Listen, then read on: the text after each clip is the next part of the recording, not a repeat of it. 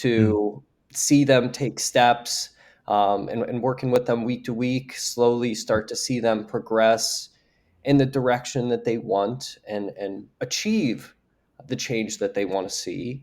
That is something that you go to school to be a therapist, and you know that's the end goal. But it's just a wonderful process when you actually get to see how the work that you do impacts somebody's life for the better and really helps them make the change that they want. Welcome to Mental Health Matters, a Cornerstone Behavioral Health podcast. I am your host, Caleb Folkerts, licensed psychotherapist and founder of Cornerstone Behavioral Health. This podcast brings you the knowledge, insight, and real human stories your providers wish you knew about mental health. In each episode, you will hear real conversations with the professionals who support mental health across the full continuum of care. Our guests include therapists, psychiatric nurse practitioners, primary care physicians, frontline clinicians, and leaders throughout the industry. Together, we explore their journeys into the field, the people they work best with, the tools and strategies they rely on, and the lessons they have learned from years sitting with clients during some of the most important moments of their lives. If you want to understand your own mental health more clearly or find the right provider for your needs, this podcast will help guide that next step. This is Mental Health Matters. Welcome to the session. Hello, John. Good to see you. Hello, Caleb. Good morning. How you feeling? Excited? I am excited. I'm happy to be here with you today. Likewise. Yeah, I appreciate you taking the time. I know new face to the practice, been with us for a number of months now. It's been a pleasure getting to know you. Purpose of today is really to help other individuals that, may glean from you either as a fellow professional or, someone who might be interested in learning what you're interested in, what you've learned during your time as a therapist in the field, or maybe someone who's thinking about reaching out for services who might resonate with who you are, with just how you present and just your authentic self. So, general purpose for today. And I think, just the theme of getting to know you. And so, within that, I know that, context for us connecting is, that mutual shared clinical journey, both being therapists, and kind of wanted to start with that as a theme. So to whatever extent you're comfortable, before you became a therapist, who were you? Before I became a therapist, I had graduated with a degree in psychology, and I was really just still finding myself learning about the world. I worked in human resources, but specifically in staffing. And I think I really learned a lot of the skills that motivated me or made me feel more confident in my decision to become a therapist. Working with individuals from different backgrounds, trying to connect them with jobs or employers that change their life. That is my first professional experience that led me down this path and affirmed that I wanted to be a therapist in my career. Yeah. So the human impact, the changing the trajectory of somebody's life in a meaningful way, that was sort of a guiding light as far as realigning with your career course. Getting to see into somebody's life like that, learn about the best side of themselves, and then try to help guide them to make a decision that would, hopefully have a lasting impact on their life. It really felt good being able to help people in that way and especially make a difference when I was able to. Yeah, there's a pure center to that we all have our own specifics, but I think for most of us in the field, there's something that tethers to that. So yeah, it's beautiful. What early experiences or moments shaped, that decision for you? So I know you were saying, being involved in staffing. Was there anything else that you would sort of point to in terms of what ultimately pointed you towards what you do now? Yeah, so looking back, I think to a moment of self reflection that I had in either my freshman or sophomore year of college. And at the time, I was pursuing a degree in business, a lot different than what I'm doing now. But in that reflection, I just had that moment of clarity and realized that if I was working with people, if I had a career where in some shape or form I was able to help others, that could bring me a lot of meaning in my own life. Um, Mm. wasn't deciding that I wanted to be a therapist right then, but picking up just a minor in psychology was the first step down the path that led me to where I'm at today. Yeah, I hear you. Yeah, went the major route for psychology in undergrad, and that was the first taste that led to something more. So yeah, shared passion, shared overlapping just through lines there. So And um, was there I'm like a with you oh yeah. too. That business degree did end up becoming a full psychology major. So I really gave myself to that when I realized how much I enjoyed learning about different people and the ways that I may be able to help them. Was there, within that, I know sometimes things are like a series of events, maybe smaller pieces adding up to a big decision like that. Sometimes there might have been a catalyst of an event, like a lightning rod moment. What was it for you? Was there that sort of like tipping point, or was it a series of small but meaningful things adding up?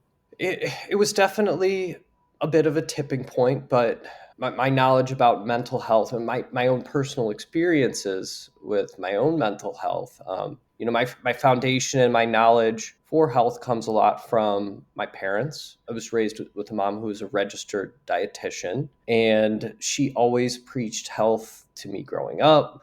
Some of it, as a young adult, as an adolescent, didn't always make sense to me, but Sure. after going away to college, being able to make more decisions on my own, especially that related to my health, I just came to realize how important all of Mm. those little things are to having stability and Mm. consistency in my life. Yeah, absolutely. It sounds like a good influence, and you're certainly not alone. Definitely kicked against the wisdom at times, but the good thing is if you're listening, it'll sort of boomerang back, which it seems it did as we become older and wiser ourselves. But yeah, are there things, from that background, either parents or, personal experience navigating mental health, the period of time pursuing business, but also having that psychology minor, maybe an aggregate of all of those things, but however you want to address it, how did those things individually or together add up to contributing to how you practice as a therapist? How did that contribute? So I think the sum of all of those experiences, Mm, including my time working in staffing, getting to talk to individuals with just so many different backgrounds from so many different walks of life that have mm, such a different experience in the day to day. I really value that I'm a therapist that has a wide background of experiences that I'm able to pull from, because empathy is such a big part of what we do.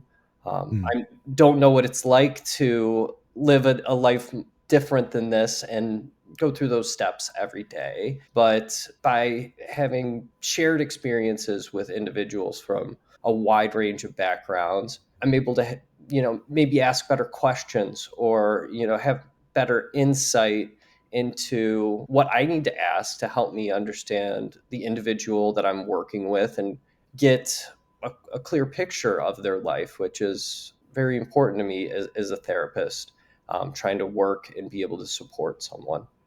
Yeah, appreciate that answer. I think that's where the chemistry piece comes into it, because there is this sort of intangible thing related to why does this work? I mean, we have, all the evidence base, tools and the skills that were probably raw but are refined through going through higher education. But then there is just that sort of primal, there's just a goodness of fit whenever we're in that therapeutic alliance, in the working relationship with the client. And yeah, I think that your answer there is at least part, if not the answer, for why do some people click. And you have those unique vantage points. It informs a unique way in which you're taking in that client, and then a unique way in which you're gathering information to just understand and adapt and respond. So yeah, appreciate the insights there. Within that, what took you by surprise, if anything, in the field? I think the piece that's hard to picture as a therapist, Mhm. what it feels like emotionally to actually help guide individuals through that process of change, Mm, to see them take steps, and working with them week to week, slowly start to see them progress in the direction that they want and achieve the change that they want to see. That is something that you go to school to be a therapist, and you know that's the end goal. But it's just a wonderful process when you actually get to see how the work that you do impacts somebody's life for the better, and really helps them make the change that they want. yeah, well said. Well said. So, kind of diving into the here and now, because you have gone through the hero journey. There's always more things to summit, but you have summited. Been in the field for a good bit now. How would you describe your style therapeutically? Sentence or two, just to summarize. Mindfulness based, very present focused, and action oriented. I do Mhm. believe that to actually see the change that you want to see in your life, it does involve doing something different. And that Mm. starts by, making a small change.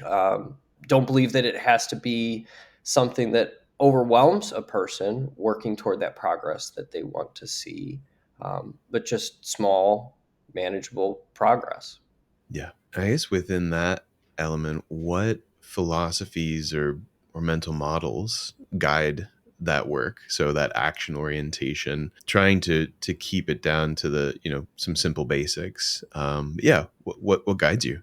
One of my guiding theories is cognitive behavioral therapy. So, CBT, I really like helping individuals learn about that relationship between their thoughts, their emotions, and the experience that they have in the day to day. I think that life is so busy for so many of us that it can be easy to get caught up in that routine. And we are very routine based people. Many people are very routine based. So just having them slow down and pay better attention to what's going on in their life. I think that a great amount of insight can be gained from that. What Mm, goes along with that is mindfulness practices, taking that chance to slow down, and then mm, also motivational interviewing. And that is talking about desired change, maybe change that you have wanted to make, has been on your mind, but you just haven't been able to take that step and do what's needed to be done differently to reach where you want to reach in your life. So looking at what those motivations are and the values that align with them. yeah. Well said. Well structured response. Absolutely. Yeah, big fan of CBT myself. Great breakdown of what that's doing, what that's based on. Big fan of Stoic philosophy in general, which yeah, for those not in the field, definitely the underpinnings or the grandfather, if you wanted to put it that way, of CBT. So within that work, so action oriented, keeping it simple, integrating mindfulness throughout, integrating this cognitive behavioral relationship. I think you explained very well. How does that sum into what the client's feeling in in that first session? So I know that's a crucial piece, right? The first contact, the first point of therapeutic touch. What do you want clients to feel in the first session? In the first session, I really want clients to feel whatever they're ready to feel. I Mm, think that a lot of individuals come to therapy with a preconception in their mind of what to expect. That can be something that makes individuals anxious at first, especially if you're somebody who has not tried therapy before. But just to feel comfortable, to know that this is a process that's going to be able to be taken at your own pace. Individuals are all different in the way that they communicate and how comfortable they are opening up and talking about the problems or challenges that they have in their life. So just to know that the ball is in your court, and that you should expect to be comfortable and take things at the pace that feels right for you. Yeah, well said. Within that, what types of clients or maybe if not clients, issues bring out your best work? So maybe client characteristics or specific diagnoses, specific problems.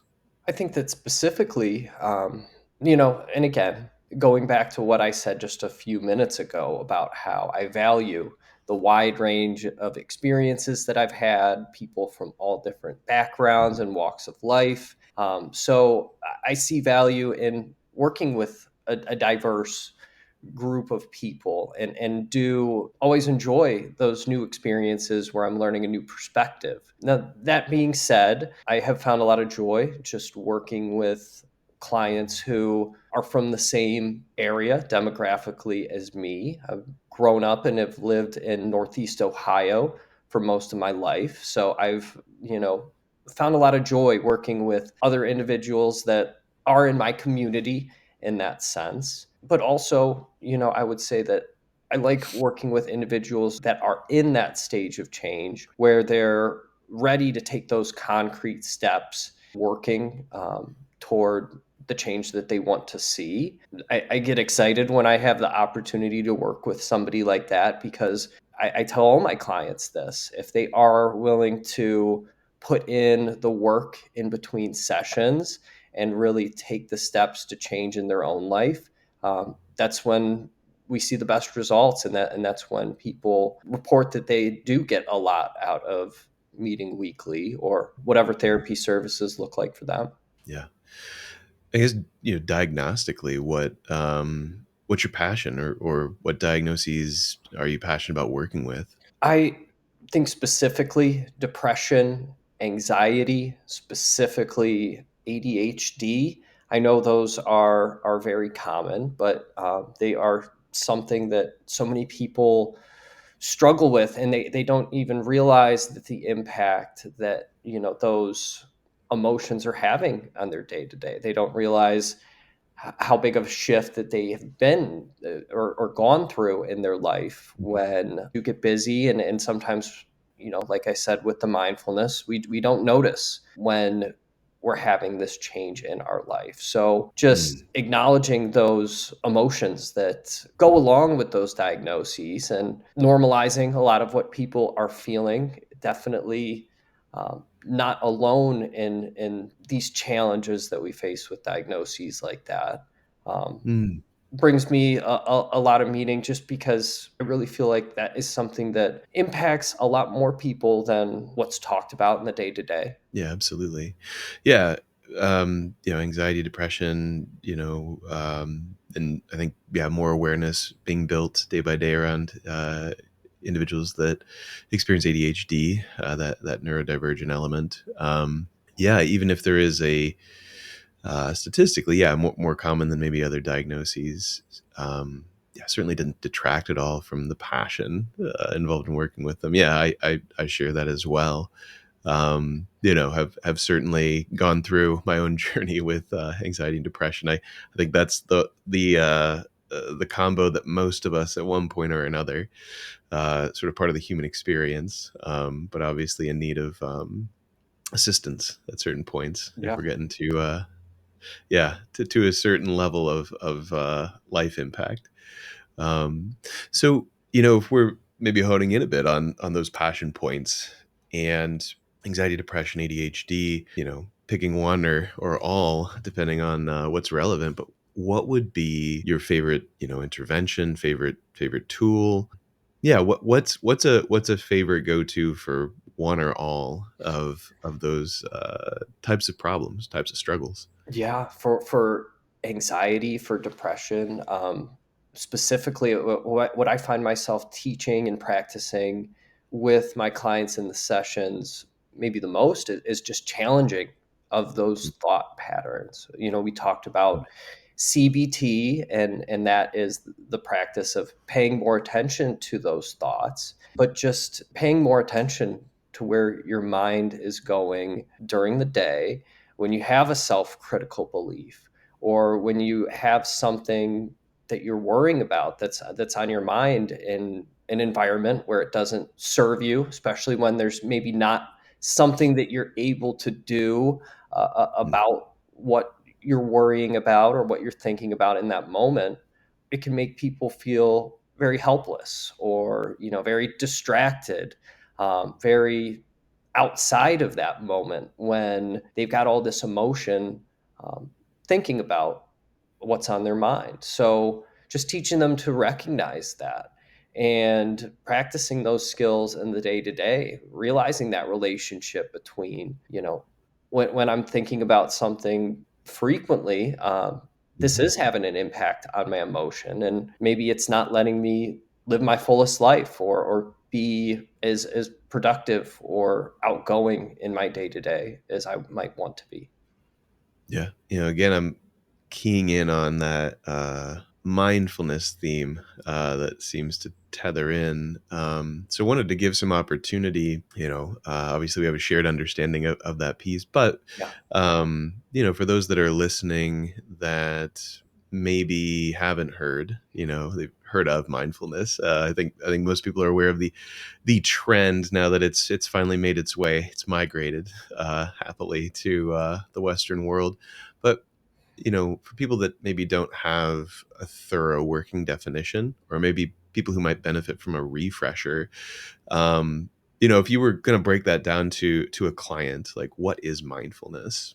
So, that is an answer that I think surprises most people. When I try to explain mindfulness, first one of the first things I say is it may not be what you expect, like a traditional meditation or, sitting there with your legs crossed, listening to music and trying to focus in the way that you would in a movie or a TV show.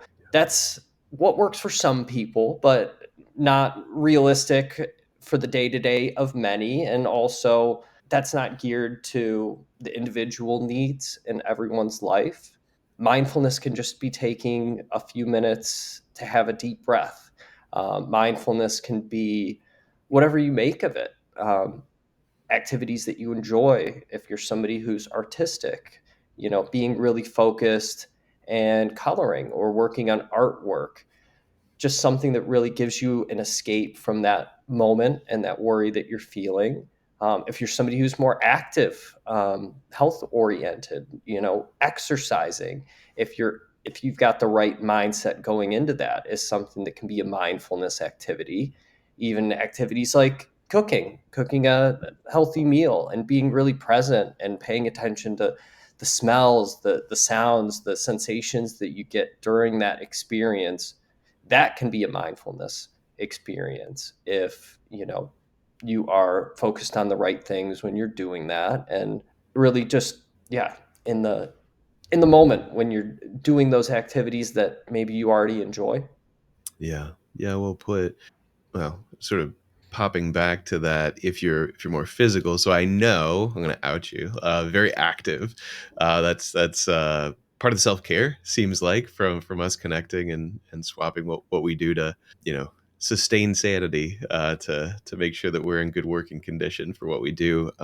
If you're comfortable, how does mindfulness thread into that physical activity for you?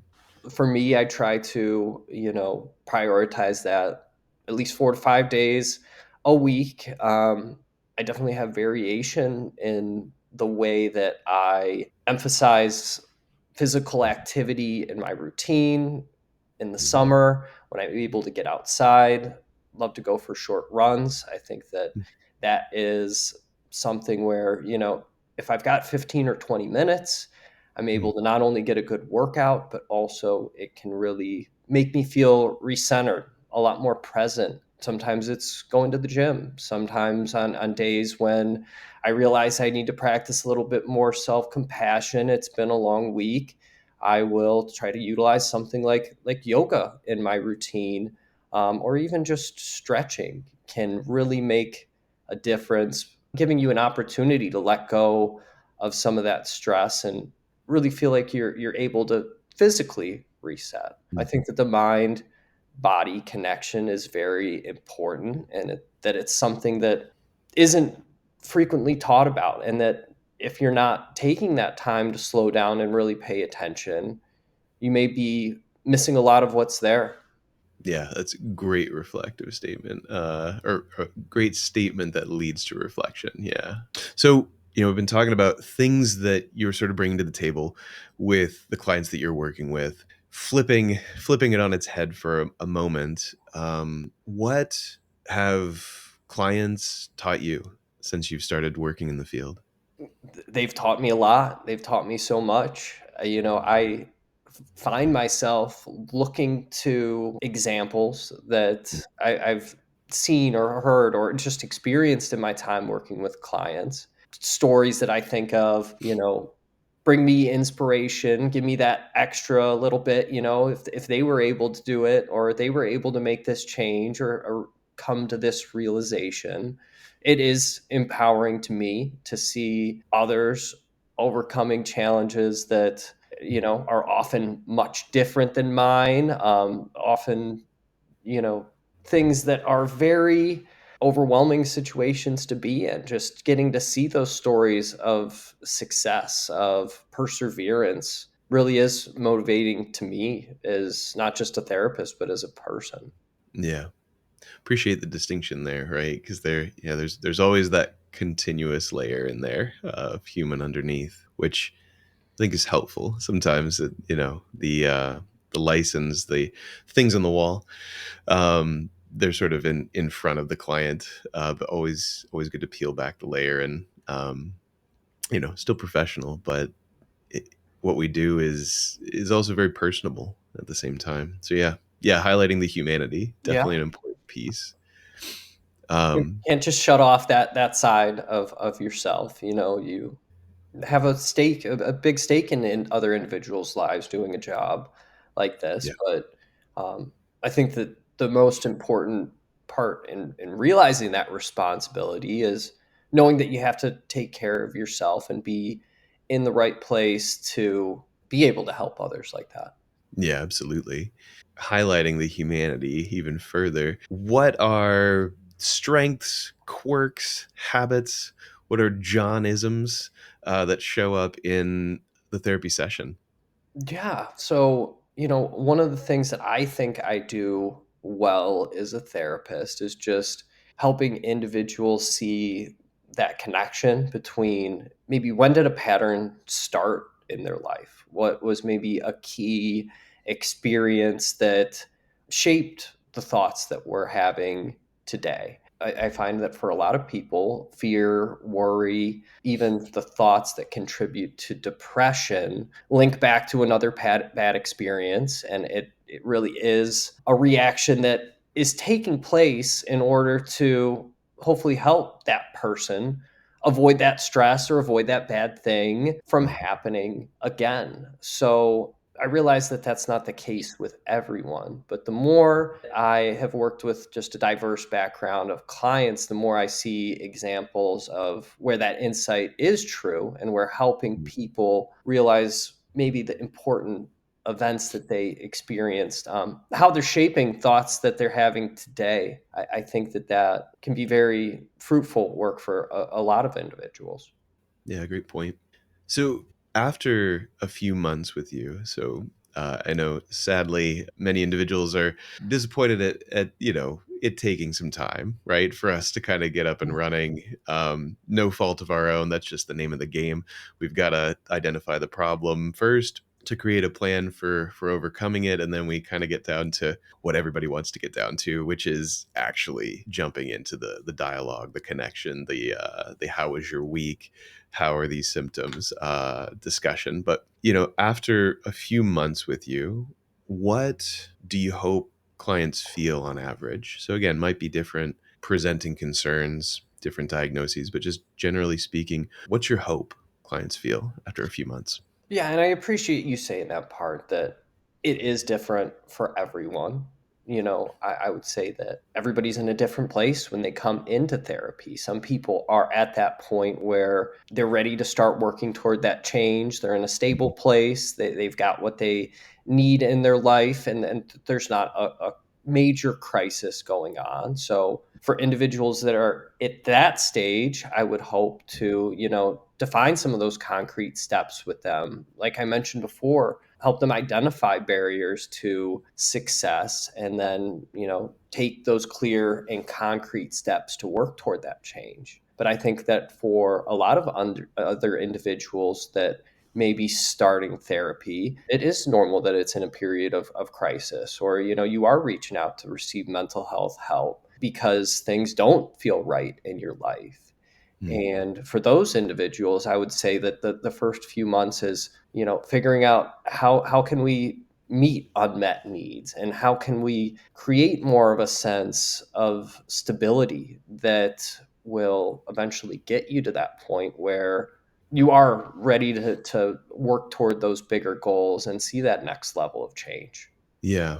For those that are coming in, not necessarily in active crisis, not our acuity, but certainly here for people that have struggled in the past with that level of acuity. If someone is experiencing that, and I guess this is like what we would call a trauma-informed question. So for those not in the know in the field, just awareness that trauma is often threaded, perhaps unknowingly, perhaps knowingly, Yeah. but threaded throughout our experience. We might recognize it, we might not. But as therapists, we're always on the watch in not a hawkish way, but yeah, in a looking out for the client's best interest way. So if somebody is coming in, at that level, a big word for our culture, just at Cornerstone in general, is safety. That's something I'm so passionate about with staff, but Yeah. also obviously that threading to clients. So, I mean, how would you define that? For those coming into work with you, like what's safety? Yeah, I would say that letting that person know that they have support in us Mhm. and in the staff at Cornerstone, letting them know that we are available, and even if it's something that we're not able to help in directly, is our role as a therapist. One of the things that I love about Cornerstone is just how ready everybody is to refer out, to do whatever it takes to make sure individuals are getting that level of care that they need. So we're willing to do everything that we can on our end as therapists to support you. But if not, I know that all the therapists here at Cornerstone are the type of people that are willing to go that extra mile and make sure that you have the resources that you need to be successful. So I'd say that we provide that safety by providing a sense of support. Yeah, absolutely. I know I've experienced, well, I guess client experiences shared with me in other instances, not places I've worked at, but just helping out with the onboarding process myself. It was uncanny how often the notion of the practice was, well, if we can't help you, that's sort of where the conversation ends. But yeah, we're here for outpatient, absolutely, capable and have many clinicians with a lot of different specialties. But yeah, if the goodness of fit isn't there, or if the scope, is greater, acuity's higher, then yeah, absolutely. Yeah. The point isn't just, well, we can't help you, so you don't get help. But yeah, we might not be able to directly help you, but we will indirectly contribute to whoever can. Yeah. I appreciate you bringing that out. So, John, this is not the last. This is the first of hopefully many connection points in the future as we both grow. But yeah, anything that you would like to say in summary, as we kind of prepare to close out, at least for this episode. Yeah, anything that you'd want to say to the audience. Caleb, again, thank you for taking the time to speak with me today to hear a little bit about me and about Cornerstone. I do think that we're very mission driven here, and that's what drew me to be a part of the organization and bring my talents to Cornerstone. So if you are looking for consistency in care and that true empathy, and individuals who are really looking to do what it takes to make a difference, even if it's outside the limits of what we're able to help you with directly, Cornerstone could be a great choice for you. Yeah, very grateful to have you, John, and to grow together. Where can people go to connect with you or to learn more about what it is you do? So I would direct clients to go to cornerstonebehavioralhealth.org/new clients. You are able to schedule a free initial consultation with me or another one of our wonderful wellness coordinators there. A 20-minute call where we get to know each other and see if we would be a good fit, is what it would look like to start. Awesome. Yeah. John, appreciate you so much. It's been an Yeah. honor. We'll look forward to another one in the future. Okay, great. Thank you for listening to Mental Health Matters, a Cornerstone Behavioral Health podcast. If you want to learn more about our clinicians, prescribers, or services, visit cornerstonebehavioralhealth.org. Take care, be well, and we will see you next time.